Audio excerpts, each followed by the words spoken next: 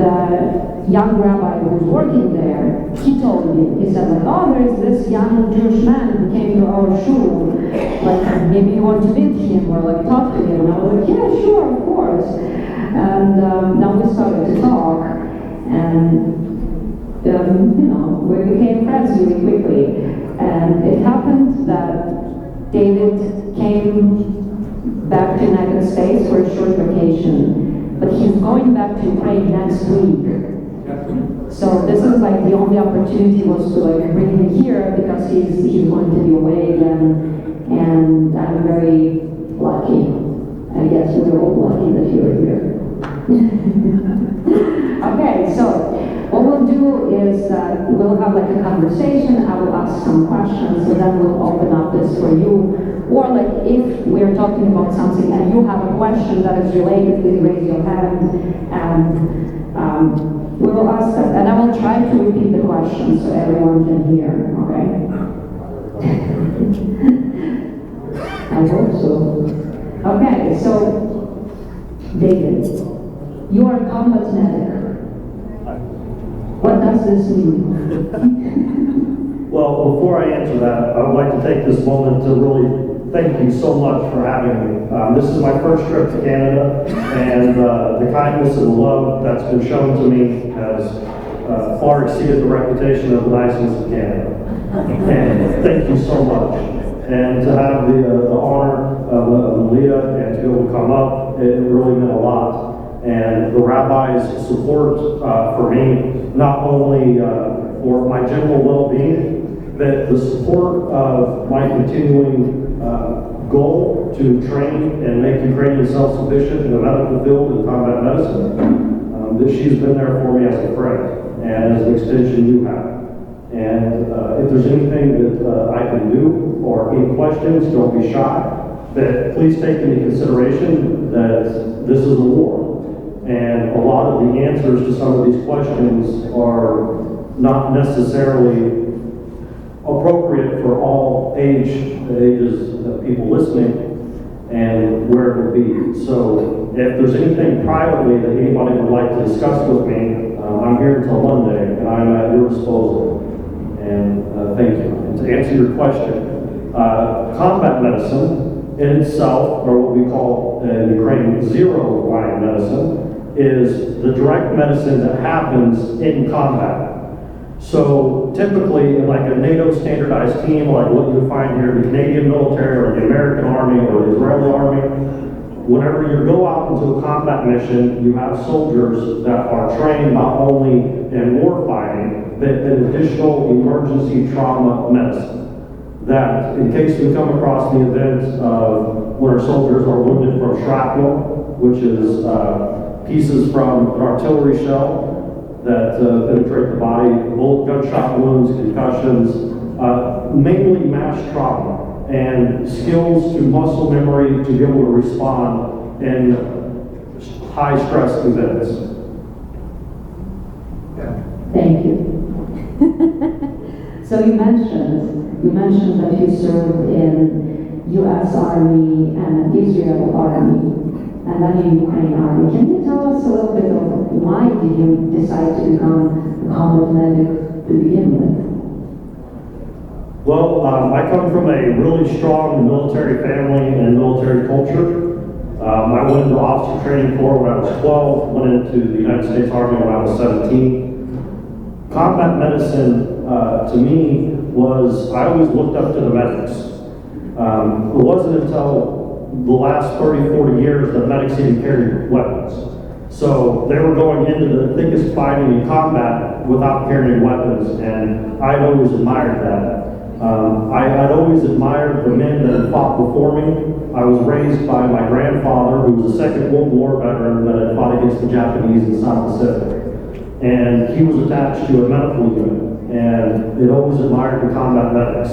So when I joined the American Army, I served in the same unit as him, 71 years apart from each other. So whenever I graduated, that was a big deal for me. I was very proud of it. I believe that it's every man's responsibility to his community, and everybody has different skills. I happen to fall into doing very well in the military environment, the structure of it, and it was a job that called to me, and no matter what, I couldn't get away from it. When my time in service with the American Army was finished, I had a deep calling in my heart to go to Eretz Israel. And I figured that it was my time to defend the Jewish people, to defend the Jewish nation.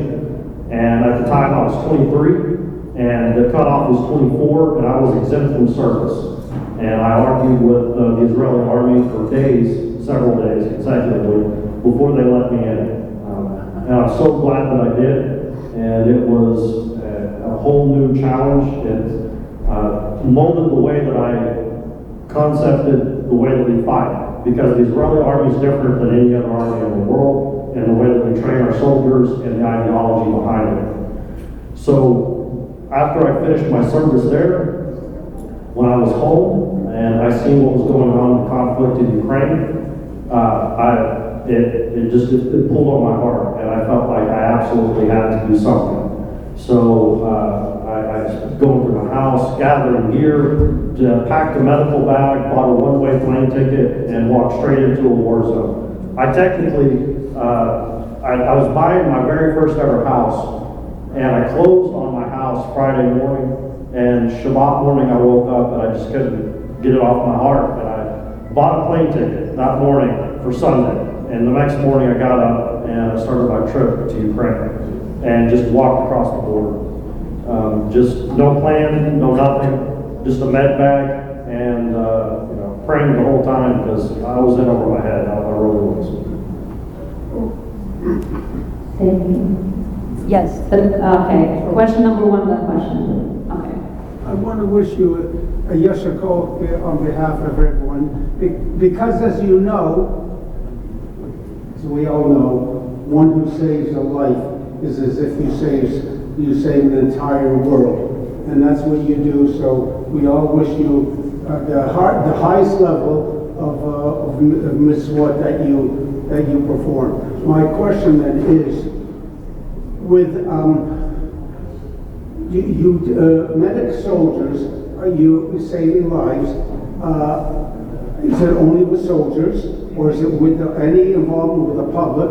And is there any similarities or duties such as what Magen David Adom does? Mm-hmm. So thank you for this. If you don't mind, I'm going to stand. I prefer. Now, that being said, typically there's an absolute difference between combat medicine and then what civilians do. But in Ukraine, there is no civilians right now. In Ukraine, there is no place that's safe. Every single day, even the remotest parts of Ukraine, you're under rocket attack, you're under suicide drone attack, potentially under artillery, partisans, you have pro-Russian factions that you never know. So combat is all around you all the time in a war zone, which means that my training, when I got there, I trained everybody. So a lot of the civilians that I trained are now soldiers, are now in the military. I provide different levels of training depending on what the role is.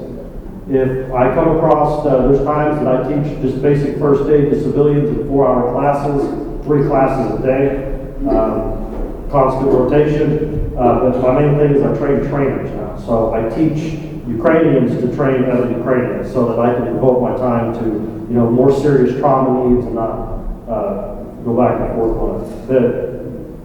As far as being an absolute separation between the two, in Ukraine, it's merged. And there was no combat medicine program in Ukraine before. So their medicine, the way that it branched down, they were not prepared. And an example, whenever I was there for the first offensive Kyiv, the very first beginning part of the war, when the Russians had came down around Kyiv. And we had 5 hospitals that we pulled every doctor that we could into them so that we could treat the wounded. And 3 days of heavy fighting and thousands of killed in action. And our hospitals were empty. And our hospitals were empty because there weren't trained medics down the zero line to not only stabilize the patient while in combat, but then to evacuate that patient during combat while under fire. And if you can't treat the patient immediately with severe trauma, control hemorrhage, stop bleeding, get the airway controlled, and get them transported. We have to do those things or no one even gets to the hospital.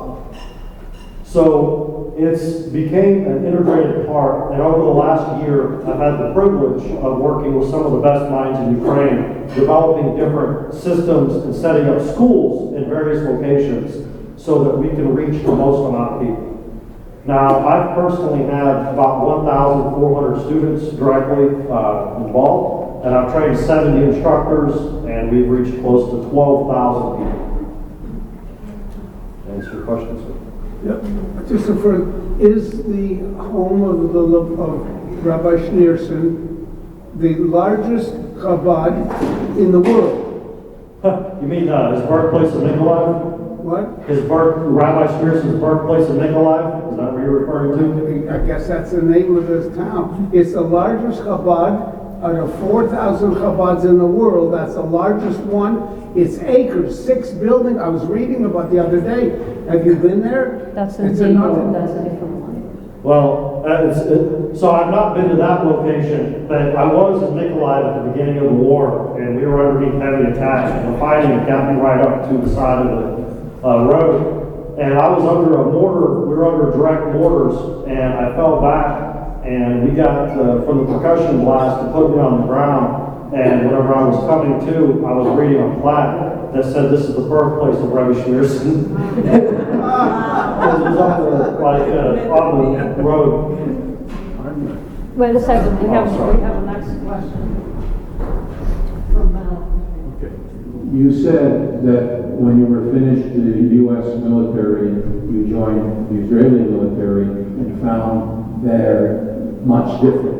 Please specify the differences. Okay. That was my question. Thank you so much for asking. Well, for one, as a Jew in the Holy Land, setting all politics aside, we are in defense of our home. So my combat experience in Zakal, I was 5, 10, 15 miles sometimes away from my home, my house. We're a defense force.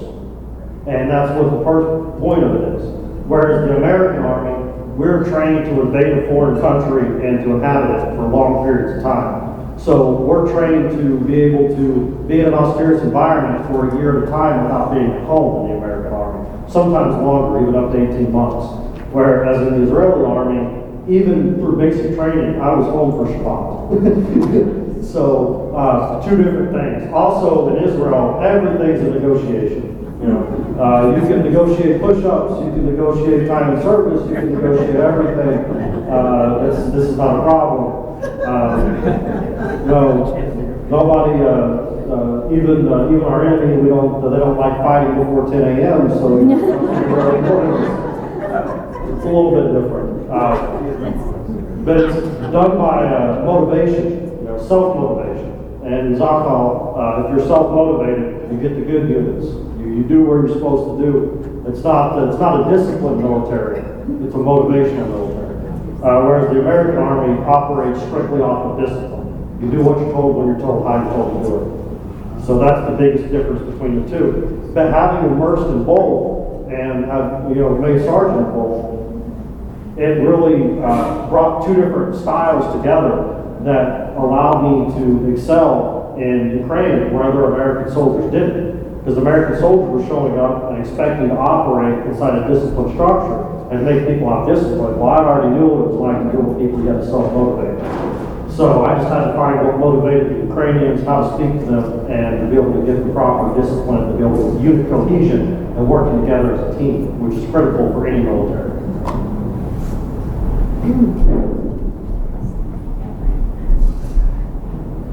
This is a medical question.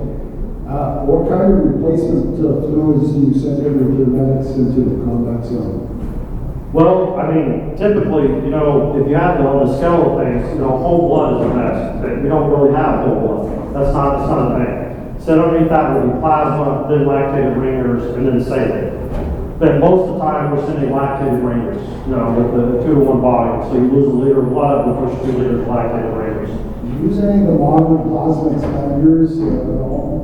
I've yet to see anything like that there at all. Actually, everything we have is thrown together. So my apartment kind of looks like a pharmacy. I just got boxes of stuff I squirrel away, give it to the people that are qualified to have it. We have to make everything. There's no centralized logistics, not even for medical supplies. So every unit, every brigade, every stabilization point, every ambulance is responsible for their own stuff. So you can see 3 different homemade ambulances and have 3 different levels of gear. Sometimes we just have small saline. Sometimes we have Niken bringers. Plasma, I've seen few and far between, and even less whole blood. Oh, and he had mentioned earlier, and I got sidetracked listening to myself talk.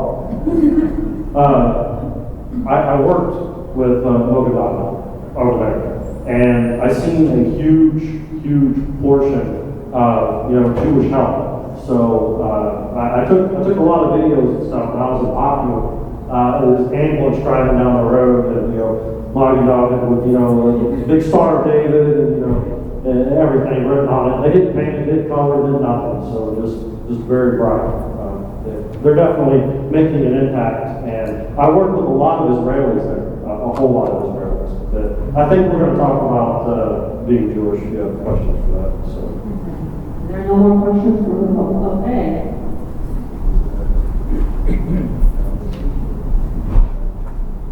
David, thank you for being here, and thank you for your service.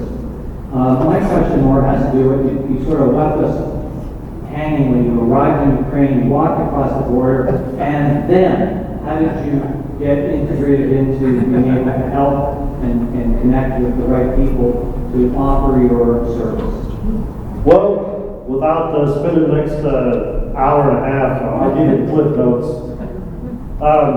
Basically, on the airplane ride over, there was a gentleman sitting in camouflage that I didn't recognize. And through Google Translate and texting each other for 9 hours on this flight to Poland, found out that he was a Ukrainian war hero from back in 2014 that had actually had or received honors from Zelensky. And he showed me pictures with him and Zelensky. And he said, I'll help you get across the border. And at this point, we were just meeting different people that were walking and going to the border. Some Americans, a couple prior service Marines, regular civilians that were just going to help, people from England. But there was about a group of 9 of us that had got to the border together. And after several hours of walking past all the refugees pouring out of Ukraine and sleeping on the sides of the road, we get into Ukraine, and there's no power at the time, and there was rogue groups of pro-Russian groups that were engaging in combat and guerrilla tactics throughout the whole country. So you didn't quite know who anybody was, where they were, and I don't speak Ukrainian, I definitely didn't speak Russian, and I was very much over my head. And we ended up sleeping, I ended up sleeping at a gas station on the floor. And one of the Ukrainians was asking me what I do, and I told him I'm a tactical medical instructor. And within 10 hours, I had a group of Ukrainians that I was teaching. And for the next 100 days, without a day off, without stopping, we trained 12, 14 hours a day, every single day for over 100 days. And if I say probably 60 or 65 locations, I'm not exaggerating. We couldn't train people fast enough when we were mobilizing at the very beginning. So they were taking foreigners, that there was hardly any combat medics. And as a combat medic with my credentials, they put me to work immediately. And I actually taught my first several classes out of, I started at a bar and then moved to a coffee shop and then a farm. So systematically the first 4 days. And that's how it kind of opened up. And each one of my students, they're my patients till the end of the war. So I gave out my phone number to every single class. And we're telling them, you have problems, you call me. I'm here for you. And even when I've been home this last couple of weeks, I treated an abdominal gunshot wound via video chat on my phone at 4 a.m. from my house in the States. It doesn't end. So I get about 100 messages a day, give or take. But they're always asking me to go to new places and train new people. So having work was never an issue. I never had to fight to have people to train or people that needed it. Because a lot of times if we don't get it, they just don't get it and they go to the front end.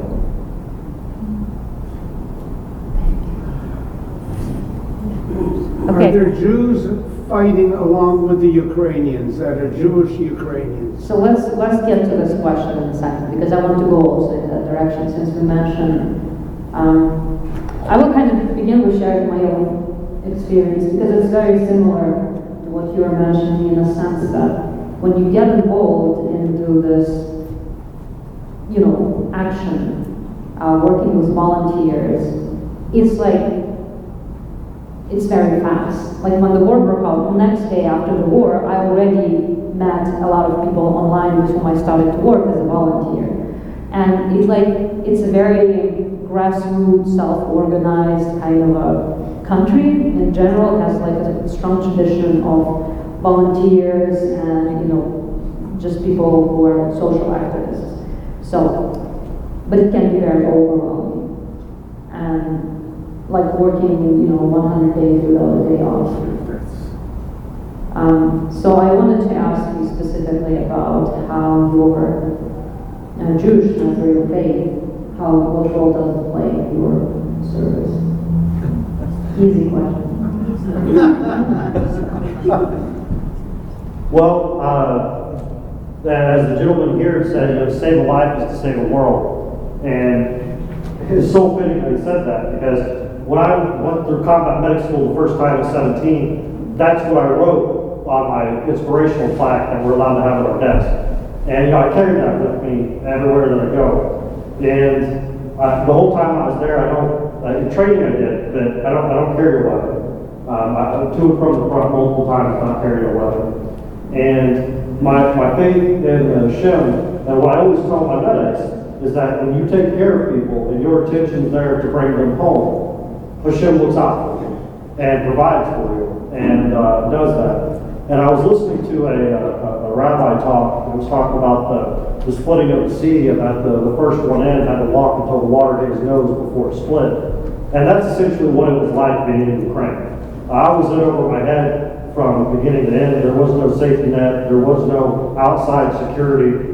And every single moment you took your life into your own hands. Out of the 3,000 foreigners that showed up there to train, within the first 2 months, over 2,200 of them were killed.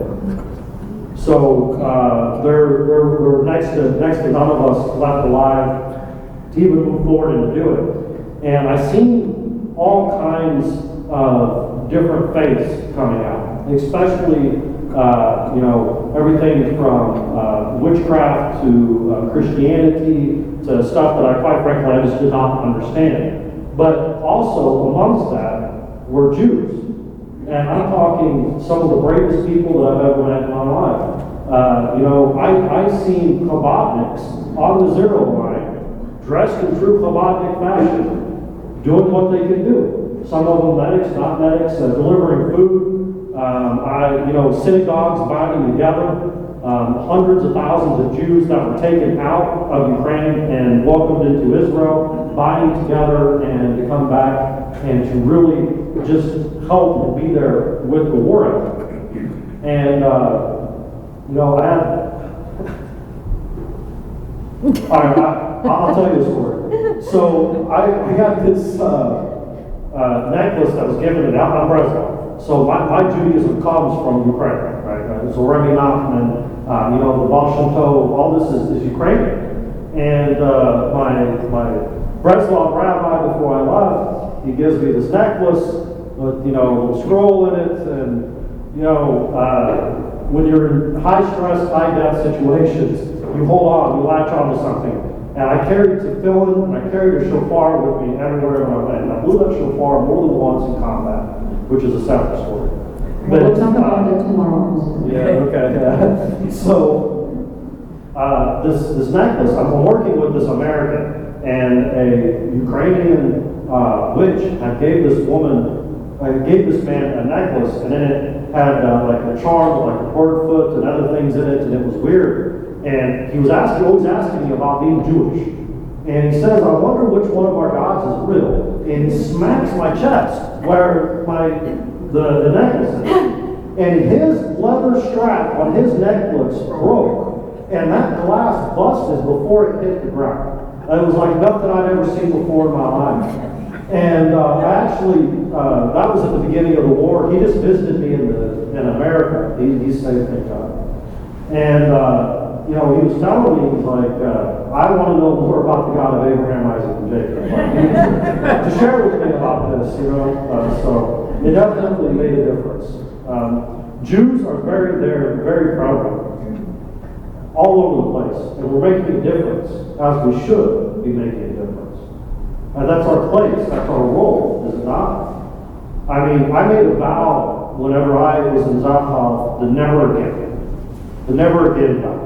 Referring to, the Holocaust and the atrocities as a people that we have overcome collectively, regardless of what culture that we come back from, the Jews. But there, I'm watching, I'm seeing the masquerades, I'm seeing the executions in the buildings, I'm dealing with the sexual assault of children, the sexual assault of old ladies. I'm first-hand seeing the atrocities that mirror with the vow that I took in Zachal, that never again.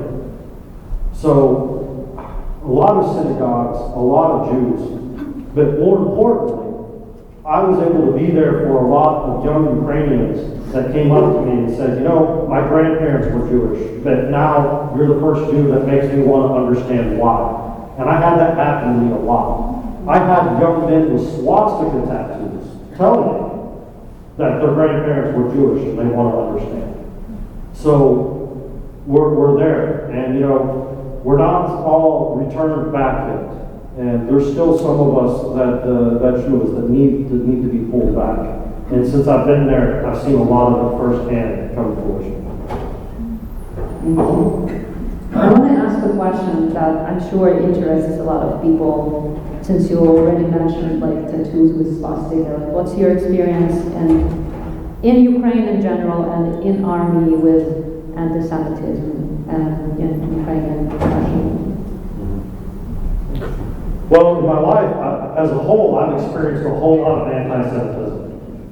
In Ukraine, I've experienced exactly none, zero. Now, that being said, I served in units that share patches in history with the former 14th SS Grenadiers. I've trained days off medics that their patches have sideways swastikas. I've seen everything from SS runs of the SS Black Sun. But the key thing to remember here is that a lot of these images were embedded into the culture hundreds of years before the Nazi regime had ever even came to power and their mentality around it. Now, what they're referring to as Nazis are implying Third Reich Nazis, whereas in fact, this is the nationalists, what it means. And that they're anti-Soviet, anti-Russian, fighting for Ukrainian independence. Now, I had a lot of young ideological men at the beginning of the war who came to my class full eagle swastikas on their chest, on their arms. But the swastikas are shaped a little bit different, right? They're not the blatant Nazi swastika, they're turned to the side. And the first couple times I've seen it, I kind of got sick to my stomach. Like a lot of you, I had family that perished in the Holocaust. And I've seen this, and as my great uncles in the American Army helped liberate some of the concentration camps. So I not only heard and seen and had an idea in my mind when I got there, but talking to these kids, I understood that not only were they necessarily coming from a place of maybe ignorance, but the meaning behind it was completely different. And in their mind, they were latching on to an ideology that goes back much farther than the Third Reich and before the swastika was associated with anti-Semitism. And as an outsider coming into the culture, I had to try to step back and understand and respect that. And as a medical professional, there's not one person on the face of this planet that I would not treat if they were wounded. Now, it's not my job to make that call, whether they're criminal or not, or anything else in between, be it Russian. I do not care. If you're wounded, we're going to treat you. I'm going to treat you. I'm going to get you medical care and aid. And that was my mentality with training these men and keeping them alive. But I'll share with you a personal story that I've never shared publicly before. And I had a kid come back to my class who had his swastika blacked out, his tattoo covered up. And he told me that even though I'm a Jew, he would follow me anywhere. And I'm being polite with the way he said it. It was a little bit more colorful than that. But I've seen that happen. And he literally blacked out his own tattoo so as to not be offensive because he credited me with saving his life. So there's a small piece of satisfaction to be working on a patient and to have that patient understand that you're a Jew, know that you're a Jew, with the swastika, they're wearing a swastika tattoo, and for them to be grateful and to be in lockstep. But they are, without a doubt, the Ukrainians as a whole, some of the purest morals and best hospitality.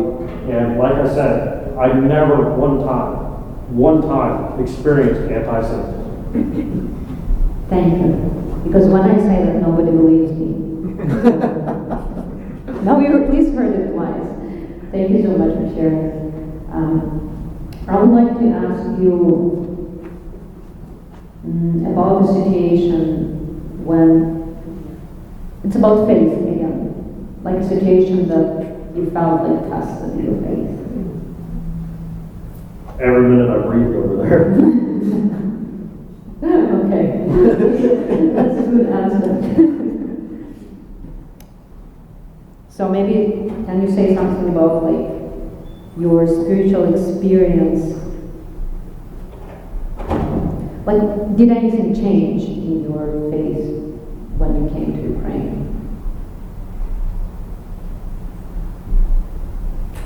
I got shot in the chest, in the body,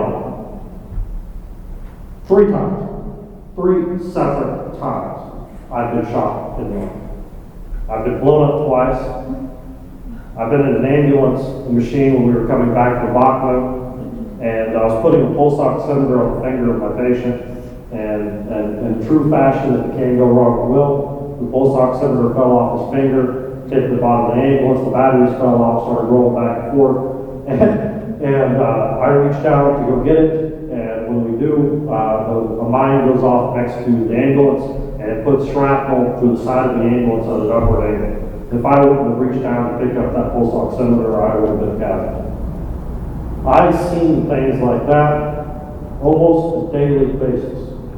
There was not a time once, from the time I stepped foot in that country to the time that I left, that I did not understand that my life was not my own. There was nothing that I could have done, no amount of training, no amount of anything that could have kept me alive. It was just Hashem. And the constant need every day to try to do the right thing, to try to chase Torah, and try to preserve life, try to get people home. So, I came to the conclusion, when you go into battle, anytime that you have real combat experience, and this isn't my first combat experience, but this is my first, anything on this scale, it's unique for the last half century. But you have to accept the fact that you're already dead. And every single day that you wake up and you're able to continue on and do with your job, it's nothing short of a miracle. And you see it every single day. So faith no longer becomes a question about what do you believe.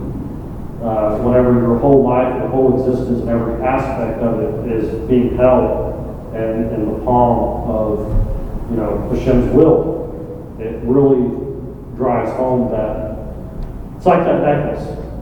When I went to the front, one of the times I was on the front, I lost it, and I was panicking. And in my mind, I'm like, is my God a necklace? Is my God a scroll? No, he's not. And I was able to be okay. Coincidentally enough, through tragic events, the necklace came back. But my faith in Hashem is evermore, and in the faith that this is a just and righteous cause, And my goal is to get every single one of them home to their families that I possibly can.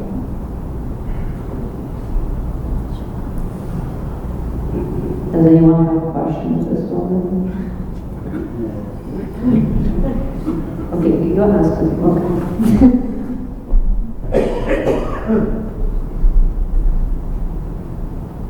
In the news this morning, I was hearing about cluster bombs.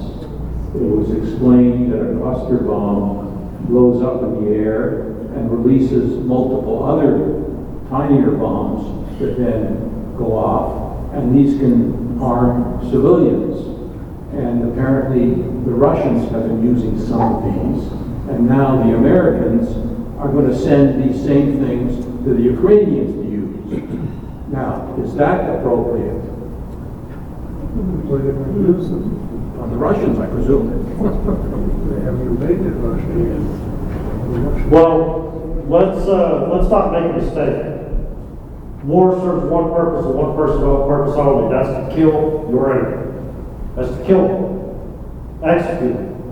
That's what it is, what they do. There's no such thing as civilian in Ukraine. I've been through these villages where people were shot while riding bikes, even their dogs executed, holding leashes, still to their animal, everybody coming through. So, as far as cluster bombs goes, and this type of technology, and that type of technology, they're using phosphorus, burns white hot, it explodes over, it takes 15, 20 minutes, sometimes 30 minutes to fall to the ground. And you could take a drop of phosphorus and you could put it on a motor of a car and it'd beat a hole straight through that motor. And it burns through anything and everything. Armor, people, it don't matter. Now, they're already using that. And I've seen it being used in areas that it had no call for. I've been in around these orphanages. I pulled orphans out of the building at the beginning of the war that had been hit in a rocket attack. I pulled babushkas, grandmothers, out of houses that had been destroyed from suicide drones. You cannot shake hands with fists.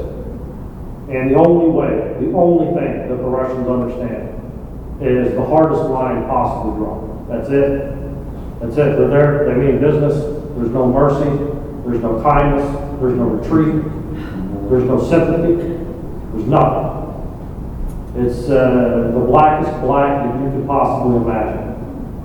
And in that, you have these Ukrainians, these young, now a lot of them are old because unfortunately our youth are dead now. Most of the people that I trained at the beginning of the war are already dead, to be frank. And they hold on to a hope because you understand that their whole entire existence, their culture, their freedom, every single thing about their life and day-to-day society hinges on this victory. They don't have a choice. We have to win. There's not another option. There's not a solution where we give up land. There's not a solution where we compromise in this. We cannot lose. We have to. Their lives, their very lives and future depends on it. So if that means cluster bombs, then so be it. If that means Abrams tanks, if that means whatever it takes. But there's no real victor in the war.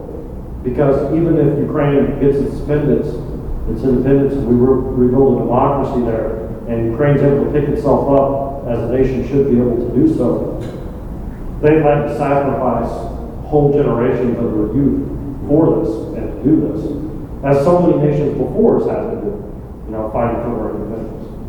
That as far as cluster bombs go, they're very good for our army. That's the intention behind it, right? So if you have a convoy or if you have a large group of tanks, armored vehicles, those bombs will take out large sections of those at a time. And that's the intention of it. That for them to work, it takes airplanes. Did that answer your question? Okay.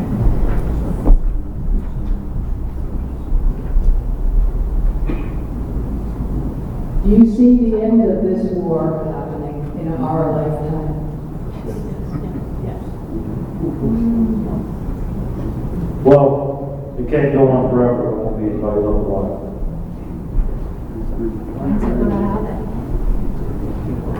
Well, ma'am, when they put me in charge, I'll be sure to let you know.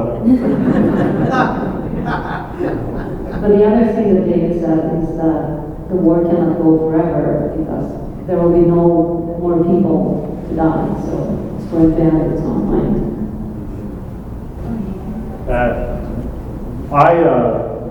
I think about my men every day. So to me, I shook hands and looked in the eyes of every one of my students, every one of my trainers.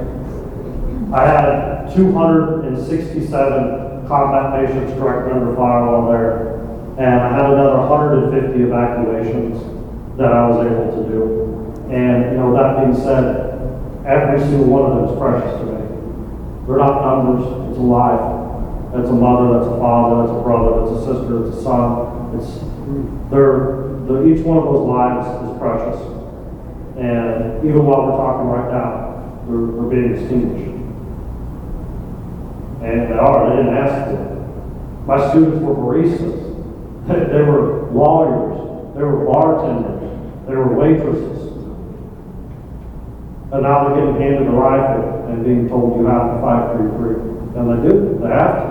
They don't have a choice. When I'm sitting in a restaurant and the waitresses are making Molotov cocktails in their spare time instead of rolling silverware. Churches were making ghillie suits, and the ghillie suits, the camouflage suits that you wear. Making those in the basements of churches, and everybody combining together and sending every single item that they have in the front. At the beginning of the war, we were making homemade body armor. We didn't even have plates, homemade tourniquets, medical supplies. Rain stabilization points where we were boiling sheets to use as babies because we didn't have them.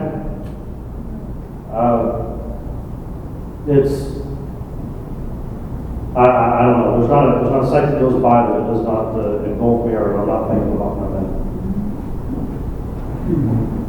We're coming to the end of this conversation, so I have two more questions. Good. You have one. I thank you for your service. What's the role of women in the Ukraine now? I think if we put the women in charge, the war would have been over. I missed that. I'm not ever talking to me. I said if we would have put the Ukrainian women in charge, the war would have been over. The women are some of the strongest women I've ever seen in my life. And that's a testament because the men have to stay, but the women can leave. But the women don't leave. And the women fight. And the majority of my medics that I train are women. So, huge portions of my team are young girls, 18, 19-year-old girls, going into these combat zones under direct fire and pulling these patients out out of pure bravery. One of my star students, Nika, she's getting a little bit of fame right now because of some of her work. But at the beginning of the war, she was hiding in the woods watching me train. And I yelled at her and I was like, we don't watch around here. You either train or get out of here. And she jumped in and started training and followed me like a puppy for about 3 months. And over a year later now, she has probably 600 evacuations or 600 patients or something that she's been able to reach and do. So as far as trainable goes, intelligence, everything, Ukrainian women are. Thank you.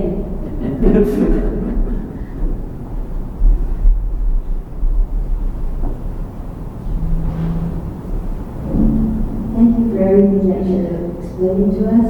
Something that's been on my mind for a long time is that, to me, the Jewish people in Ukraine have been persecuted for many, many years, and then we had Babylon, and that the Ukrainian people, many of them, must have felt anti-Semitism towards the Jewish people if this persecution lasted for so many years. I'm talking over many, many years. So you seem to indicate that today you're not finding anti-Semitism in the Ukrainian people. why is there this disconnect? Well, I'll do my best to answer, ma'am, that, it's getting a little bit out of my expertise. You got a question about gunshot wounds, I can help you out.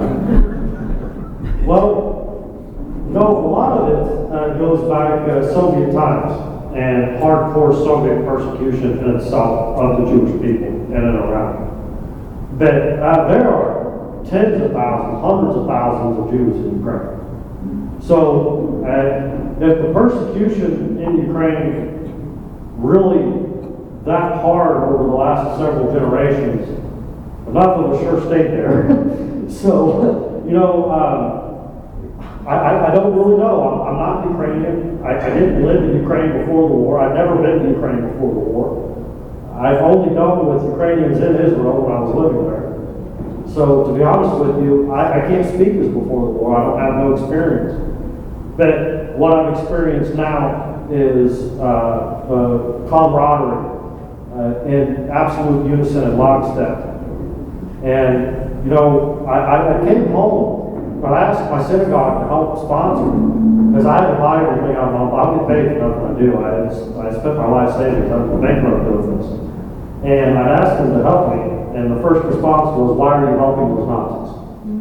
And that was the general consensus of a lot of synagogues at the beginning of the war. So I actually had found little to no help from the American Jewish community at all. And it wasn't until I got into the Jewish community in Ukraine that I really had that, camaraderie and, Jews binding together to do what needed to be done. But we are better than that. We, as a Jewish people, are better than Nazi Germany. We're better than persecution. We're better than anything that any country in this world's had to throw at us, from Spain to the persecution in America in the early days to you name it. If you dig far enough back in a country, you're going to find anti-Semitism. But as a people, that's anti-Semitism don't define who we are. Who we are as a Jewish people, as a Jewish nation, and as in unison. It don't matter what country as a Jew that you're from. We have that identity in common, that culture, for it's lasted over 5,000 years. And it's going to last the ideology of some Nazi Germany, 100 years ago. And how we change that, and how we foster future generations to not be anti-Semitic, is to do what we're doing right now, is to be there to help them. Because a lot of us did take the vow for never again for that to happen. And I don't take that personally as just to the Jewish people. I mean that to any race, any genocide, any mass murders, any place in the world that there's bodies being thrown unsacrilegiously into mass graves. As Jews, we, as a persecuted people, we have to stop that. We have to be there in that fight to make sure that this doesn't happen, and doesn't continue to happen, be it to us or to our neighbors.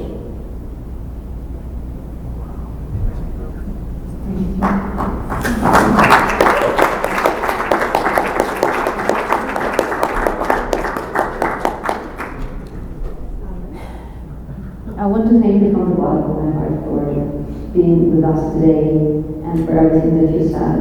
And tomorrow we have a part 2, so if you have more questions, and I sure you have more questions, please come. And as I said already multiple times, we're going to watch through some photos and videos, very light version of photos and videos, because I cannot show to you what David showed to me, and even he didn't show me, I guess, the worst things. So it will be, not too frightening, I hope, but it's still photos and videos of the war. So if you have your questions, please come tomorrow, and also come to help us with me. And I'm just so grateful for everything that you do for people all over the world, and for people in Ukraine, and for us as Jews, and for our community, for coming.